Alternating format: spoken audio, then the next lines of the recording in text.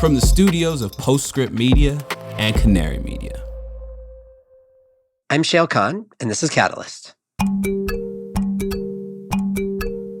Listen, you know me, I'm here for a 400-slide deck. If you can get to four figures, that's where I'm really going to start to get impressed. You start to run into the limits of time and space, and also of your family being like, what are you doing all of the time? Like, what are you doing at 6 in the morning? And what are you doing at 11 p.m.? This week, my friend Nat Bullard delivers me a heaping portion of climate-friendly red meat in the form of his first annual decarbonization trends report.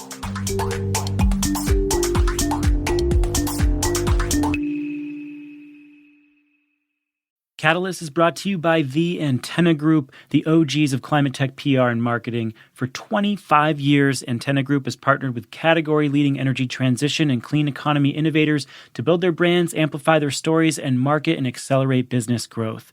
As climate tech moves from the age of innovation to the age of adoption, the stakes are different now, and they're a lot bigger. And there's never been a better time for your brand to leave its mark. If you're a startup, an investor, enterprise, or innovation ecosystem that's creating positive change, Antenna Group is ready to power your impact. Visit antennagroup.com to learn more. Catalyst is brought to you by Energy Hub. Are you ready to use your skills to fight climate change? Energy Hub empowers utilities and their customers to create a clean, distributed energy future, and they are hiring for multiple engineering and client-facing roles. Energy Hub's platform lets consumers turn their smart thermostats, EVs, batteries, and other products into virtual power plants that keep the grid stable and enable higher penetration of solar and wind. All positions can be fully remote or based out of Energy Hub's Brooklyn, New York, or Burlington, Vermont office. Check out open roles at energyhub.com/catalyst. Catalyst is brought to you by Sealed. The Inflation Reduction Act has created an amazing opportunity to transform the efficiency and electrification market, but estimating energy savings is an imperfect science at best. At Sealed, they take the measured approach. With over a decade of experience getting paid based on real energy reductions, Sealed knows that measuring savings is the most accountable, accessible, and simplest way to scale the market for energy efficiency. Visit sealed.com/measured savings to learn more. I'm Shayle Kann. I'm a partner at Energy Impact Partners, where I invest in revolutionary climate technologies. Welcome. So if you're in software tech world or tech world in general, you'll be more than familiar with Mary Meeker's annual Internet Trends deck.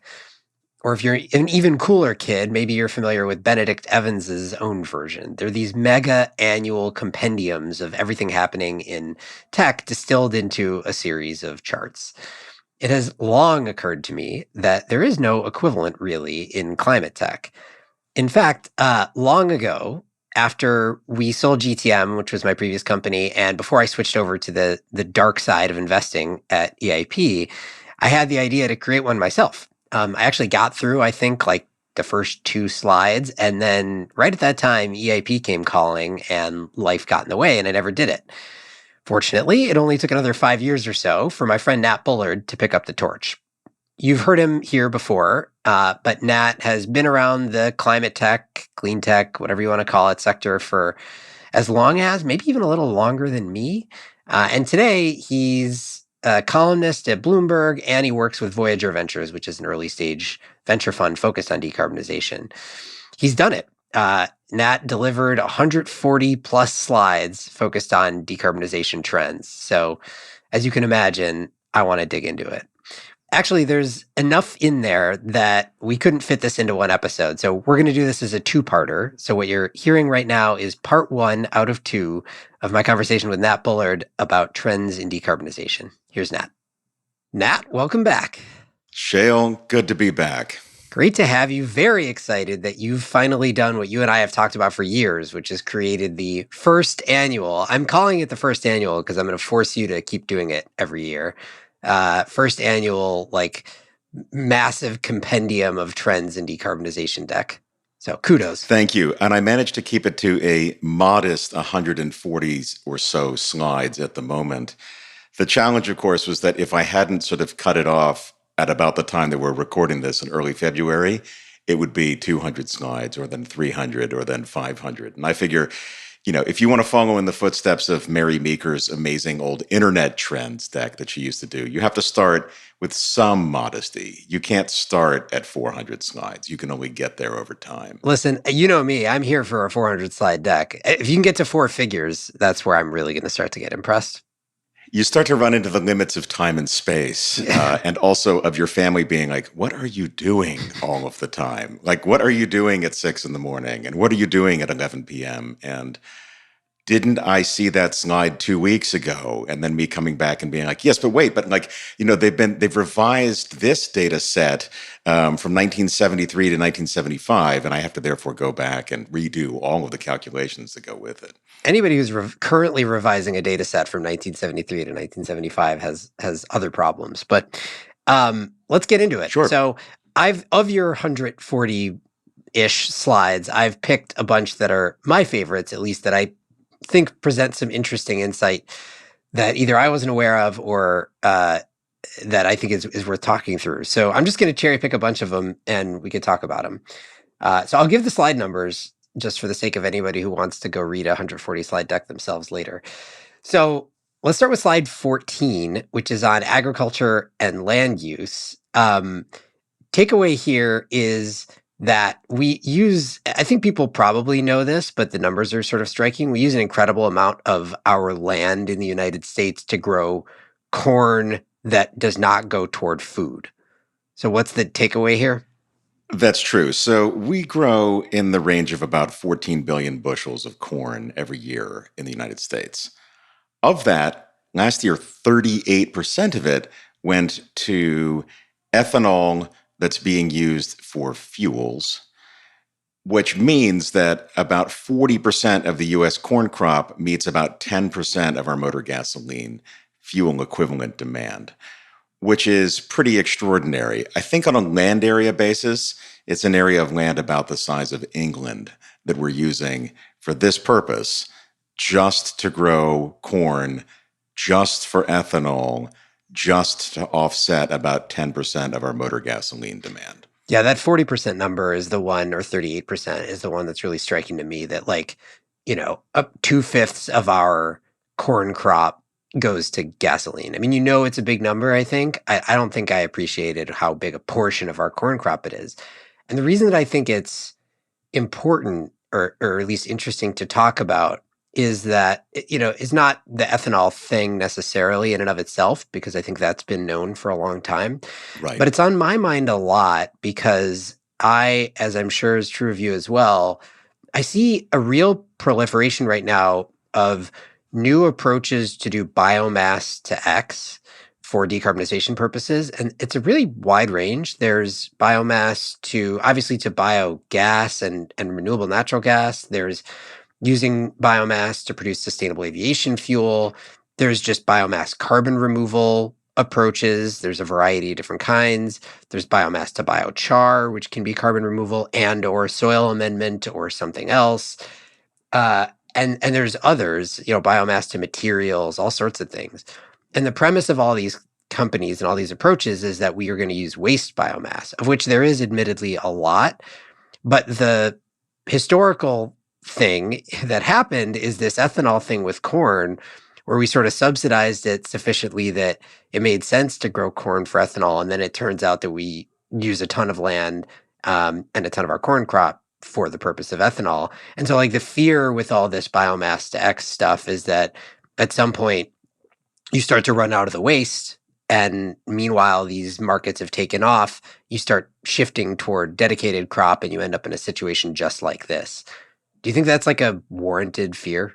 I do, absolutely. I mean, this reminds me way back when of two things. One was the food versus fuel debate that was very prevalent in the run-up to very, very high oil and general commodity prices, including foodstuffs, in the 2007, 2008 era. So there was a big debate about use of land and then use essentially secondarily of calories derived from that land and for what purpose they were going. You might offset inflation in transport fuels at the expense of creating more inflation for human food calories. That's one thing. The other is that you and I will also remember the time when cellulosic ethanol was supposed to be the thing that was going to dominate the liquid fuels market in the United States if we could only bridge our way there by doing a little bit of corn ethanol first. But look, I mean, the science on this, and I'm not a deep scientist when it comes to this, is that it's way easier to synthesize something with simple sugars than with things that are hard to digest by their nature, like lignin and cellulose. And so it's proven to be very, very difficult to do. I think, too, when it comes to making sustainable fuels, we're going to find that starting with easy to work with hydrocarbons to make more complex hydrocarbons is probably, just energetically easier than going for things that are very, very hard to break down and then synthesize and get into shape. And it will be very interesting to see what takes precedence. I guess one thing we could imagine is the competing energy input for motive power for that ethanol is an electron. Now, like the thing that should be eroding road transport fuel demand isn't more ethanol, but is more electrons. And that's definitely already happening. But then the question is, does that land get converted to making sustainable aviation fuel instead? Do we simply have shift in the kind of abstraction layer of our food versus fuel debate to all of aviation fuel demand instead of 10% of U.S. road fuel demand?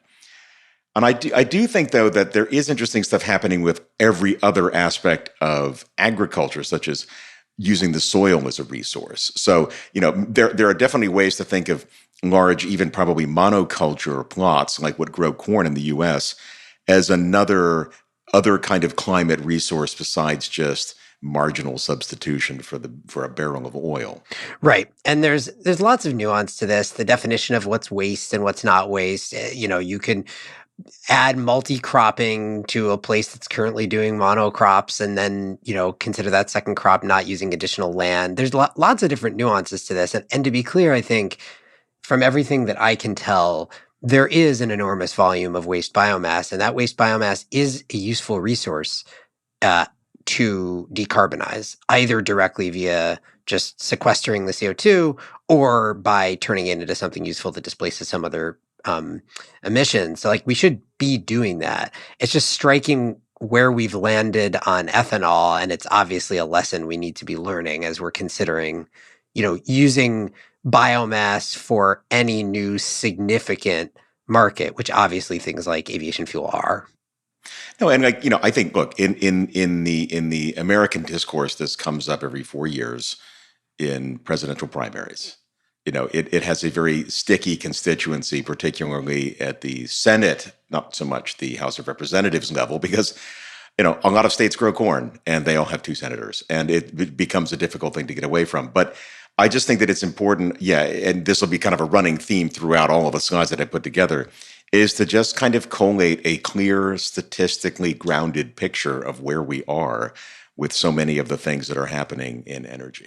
Not to get too deep into politics, but one thing that I think is a sort of interesting little trend here is the Democrats in the U.S. are trying to change the order of their primaries now. There's a proposal. Noticed. Yeah, and it would put South Carolina first. It would move Iowa from first to third, I believe, something like that. And Iowa has had this outsized influence on politics in the United States as a direct result of that first place spot. And so and that plays into politics around ethanol, actually. Absolutely. I mean, look, that feels like the kind of thing this is a slight aside, but I'm being tasked today with writing a little bit of climate sci-fi for a workshop I'm doing coming up. And this is exactly the sort of thing that if you cast forward 10 years, you're like, actually, it turns out that a huge amount of U.S. energy related policy changed because they moved the primaries from Iowa to South Carolina. Yeah, 100%. All right. I don't want to spend too much more time on agriculture, but you have another slide in here a little bit later, slide 25, which I think is a more global perspective that I think is one that is sort of unappreciated as well, which is that actually, despite a growing global population, land use for agriculture globally has been declining for a while. Right, which implies that's right. Increased productivity, basically. That's right. So we had a peak in the total percentage of global land area used for agriculture right around the turn of the millennium, a little bit more than 37%. And let's be clear, it hasn't come down massively. It's come down maybe 1% of total global land area. But multiple billion extra people have been added to the global population in those 2 decades. And we're somehow reducing the total amount of land that's used for agriculture. It is very interesting. There are some nuances again underneath that. A lot of it has to do with changes in grazing land, but it is in general a factor of much greater efficiency. There's another aspect within that too, which is a huge amount of aquaculture too, shifting a whole lot of food production into the ocean where necessarily it does not take up any of the land area that we have available. But again, it's not sort of a narrative that I think people would expect, because you have to unpack a little bit what that means, what that implies. It implies greater efficiency. It implies some changes in the way that we produce certain products. It implies making sure to be aware of everything that's happening in the ocean. But yes, there's less land that's being used for agriculture, and that's more land for something else. That's more land for urbanization as it continues and expands. It's more room for renewable energy production. We could also argue about how much of that land that's available for agriculture being used could not be multi-cropped with wind and solar or with some other kind of productive asset over time. But yeah, we hit our peak a couple of decades ago, and that trend does not seem to be changing. Yeah, piece of good news. There's also been some sort of related reporting recently, specifically about how we've been doing a little bit better of late at less deforestation for the purpose of production of palm oil, which has been historically a big problem. And we've also had a huge amount of reforestation take place. But reforestation takes decades to obviously have much climate impact or effect. But Europe has been reforesting. Large parts of northern China have been reforesting. It's just that the effort of reforesting begins with planting seedlings, and the big carbon uptake of it takes decades before it kicks in. But yes, we're definitely getting greener. And again, to sort of dig even further into the whole matter, the fact that there are higher atmospheric CO2 levels means that things tend to grow a little better. Yeah, right. One of those weird side effects we don't love to talk about necessarily. Right. All right, let's move on actually from agriculture to, you mentioned northern China, so that'll be my segue to China. We'll pick a slide here just in order to have a jumping off point for discussion. But really, I just want to get your take on what's going on in the energy transition in China, because I know you've spent a lot more time focused on it than I have. So let's pick slide 19, which points out something that probably is somewhat intuitive, but still striking, which is that renewable energy generation in China has now surpassed all of Europe put together. It has also surpassed US renewable energy generation. It's growing across all places, but it is growing by far the fastest in China. One of the things you hear when often if you say something like that is, well, yeah, but they're also building a ton of coal. So like what is happening in the power sector in China now? So the power sector in China had a very complex year in 2022, which is, as ever, renewable energy at the 5-year plan level being built out. Lots of wind, lots of solar. In both cases, they've historically had some lag times on interconnection, high degrees of curtailment. And I think that in general, China's assets, largely because of geography, unless they're far in the west or the high altitude desert, tend to have lower capacity factors than you would have in, say, Texas, or New Mexico in the United States. So there's been a lot of build. There's a little bit of catch up always being played, I think, to do integration, but it does get done. It's not as slow to build transmission, needless to say, as anywhere that we're familiar with in the Western Hemisphere. But then last year, and again, somewhat unremarked upon when we could see footages of drought in Europe, but an extraordinary and profound drought happening in China last summer, which meant that hydro production, which is obviously a huge percentage of China's power, was really imperiled, and that meant more coal, and to, I think, some extent, a little bit more gas. The thing is that the power fleet in China, the coal fleet is so big that like small marginal changes in terms of utilization rate have global CO2 implications. And like basically, China's little moves in coal consumption are like the size of top 10 country electricity consumption in any given year. So it is a complex picture. I think the big challenge is going to be that price stability is always important. Reliability is always important. A lot of economic output relies upon reliable electricity. If hydro is going to be impaired in any particular time, then that probably means more coal. And there's always more coal build happening, but there's also sometimes things being decommissioned.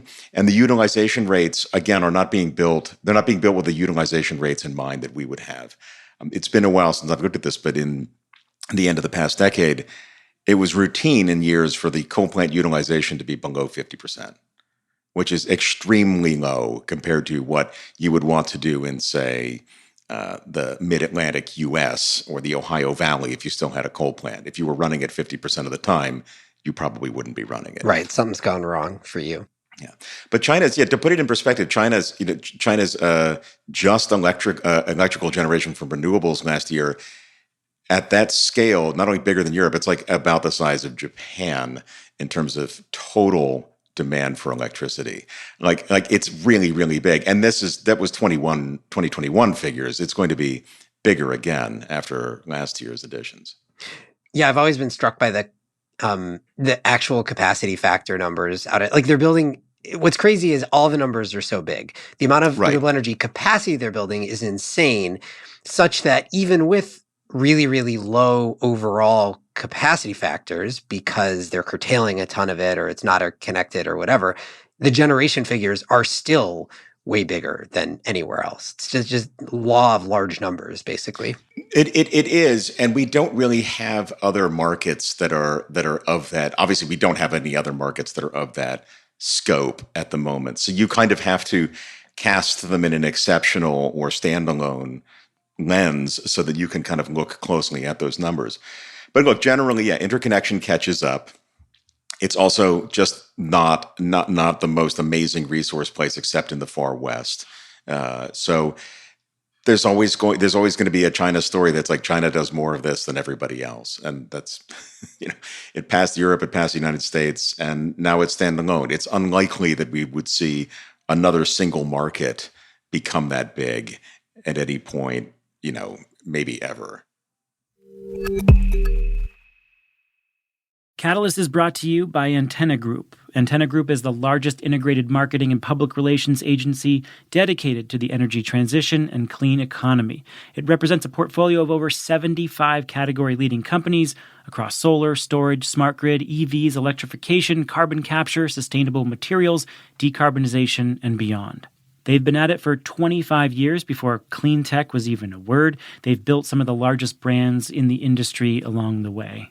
With unmatched domain expertise and global teams led by industry insiders, Antenna Group is on the front lines helping climate tech companies with go-to-market strategy, public relations, digital marketing, and much more. If your company is looking to win the hearts of investors, customers, influencers, or strategic partners, look no further than Antenna Group. These guys are also hiring like crazy, so for all you climate communications warriors out there, go to antennagroup.com to check out job openings or to work with them on your PR strategy. Catalyst is brought to you by Energy Hub. Are you ready to put your skills and your passion to work fighting climate change? Well, Energy Hub is hiring 40-plus engineering and client-facing roles that can be fully remote or based out of Brooklyn, New York, or Burlington, Vermont. The company works with over 60 utilities across North America to manage nearly 1 million distributed energy resources like smart thermostats, EVs, batteries, water heaters, and more. In 2022, Energy Hub worked with client utilities and their customers to manage 1.3 gigawatts of flexibility. To put that in perspective, that's nearly a third more capacity than an average-sized nuclear plant. Fighting climate change is a growth industry. Join a team that shares your commitment to a zero-carbon future at energyhub.com/catalyst. Catalyst is brought to you by Sealed, the experts in home weatherization and electrification upgrades, ensuring more comfort for less energy. At Sealed, they know that the future of energy efficiency is measured.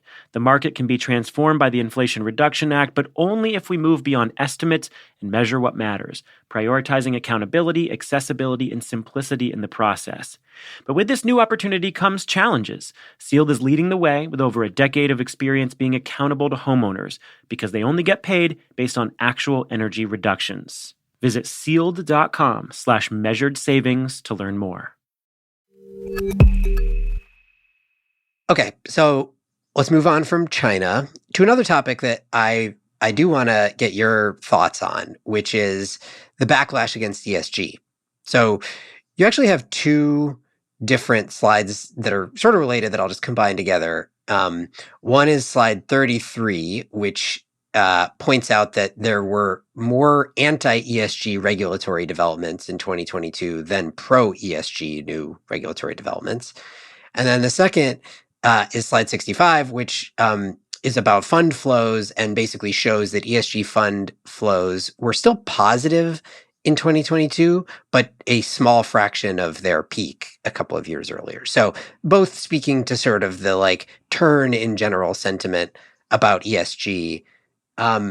You talk to a lot of big institutional investors. What is your sense of what's really happening here, set aside all the news and the political posturing that you see a lot in the US? Well, the tricky part is setting aside the news and the political posturing in the U.S. I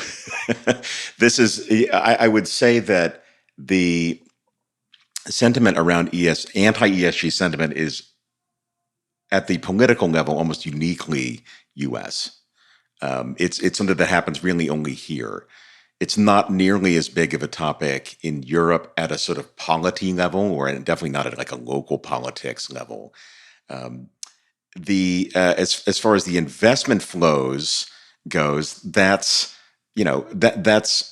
just very clearly hitting a peak. That's one element of it. That's the ETF side. So think about that as largely the retail flows into ESG coming off the boil, not necessarily all of the other managed institutional funds, in particular in Europe, that are still doing more and more ESG. But it is a distraction, I think, if you're a fund manager and you're trying to meet for legitimate reasons a lot of your goals around ESG.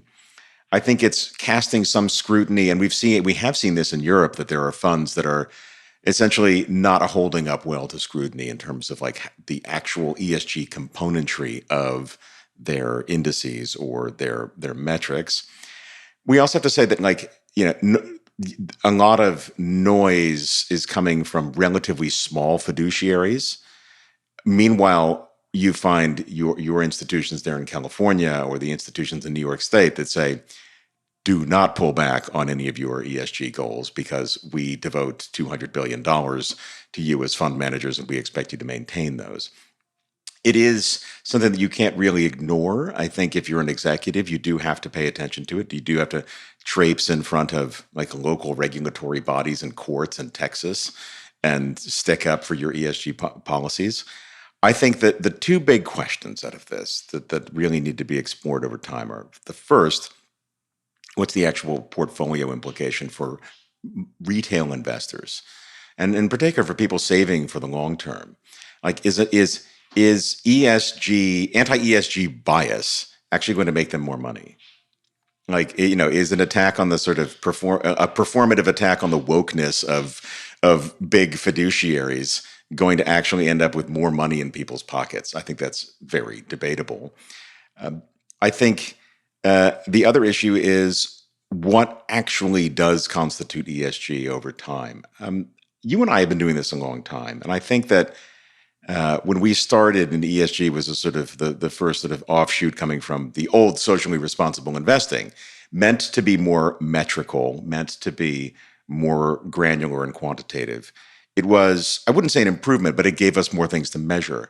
I think the challenge is that there's not necessarily a high correlation between each of these individual factors.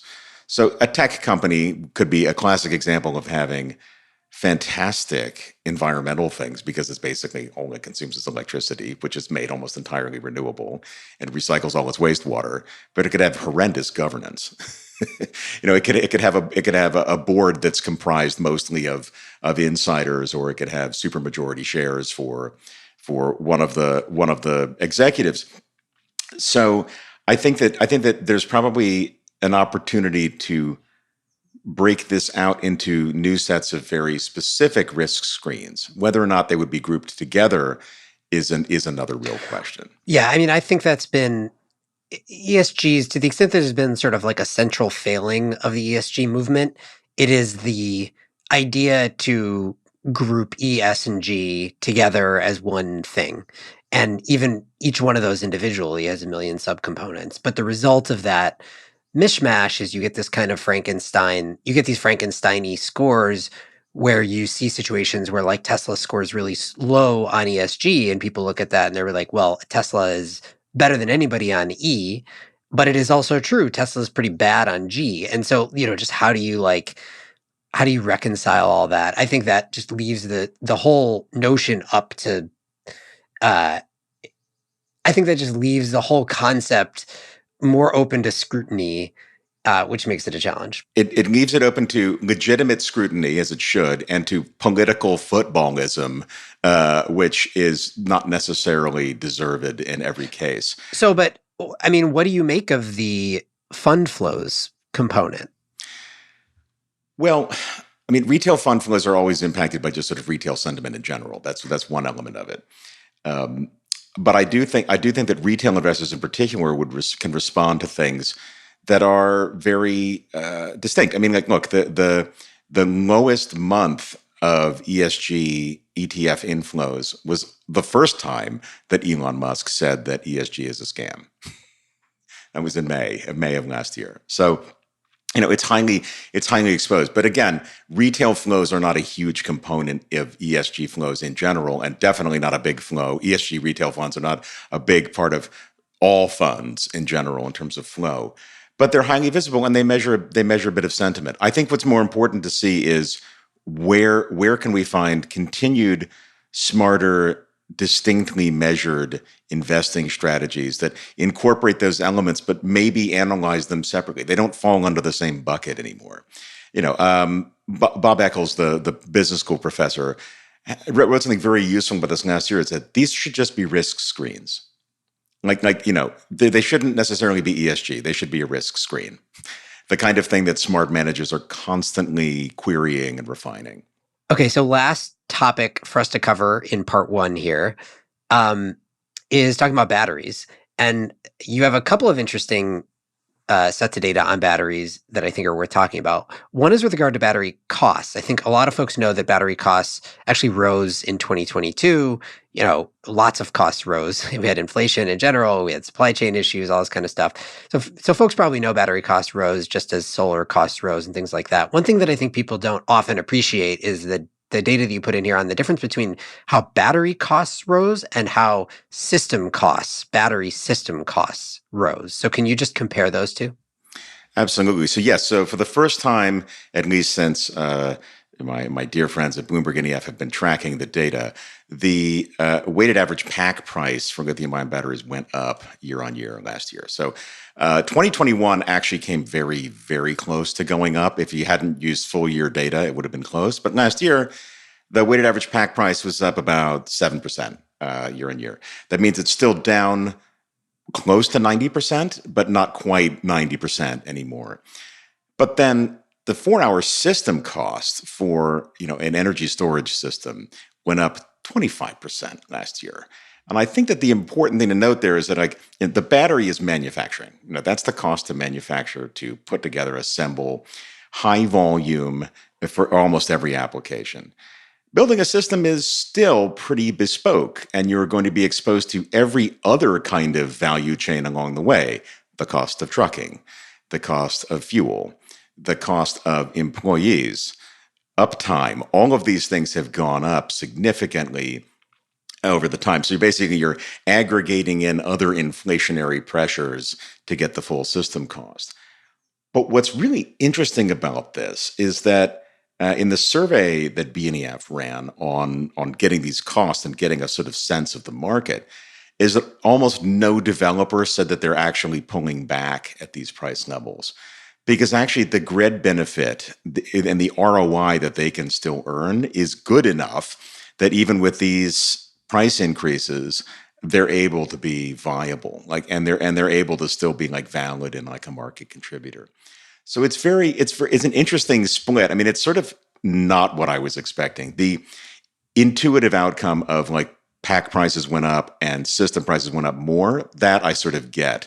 But the fact that like there's still such demand at the grid level for batteries to be integrated and be useful and valuable, that even a 25% increase is not actually putting them out of the money, I think that's very important. Yeah, it raises an interesting question as to where battery prices and system prices go, right? Even if costs fall, maybe there's more margin in it for the integrators and developers and the battery companies themselves, and maybe prices don't crash necessarily at some point. Right. I mean, look, there's always we've dealt with EPC long enough in our varied careers. Like there's always a margin there that cannot be abstracted away in the same way that manufacturing margins can be by just like brute force or massive competition for a very like for like kind of product. Right. I mean, we've seen this happen in solar where like as time has gone on, again, 2022 aside, like solar module prices have continued to decline. Solar system prices have declined much more slowly because a lot of this other stuff is more intractable. I think that is inherently going to be the same thing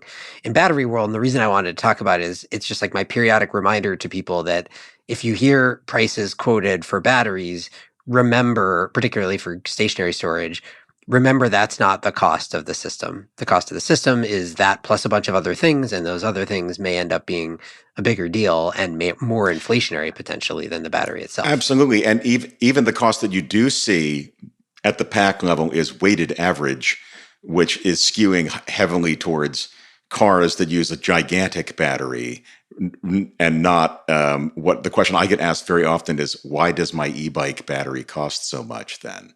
I'm like, well, to be honest, your e-bike battery is not exactly at like the top of the merit order of priority for who you want to sell batteries in volume to.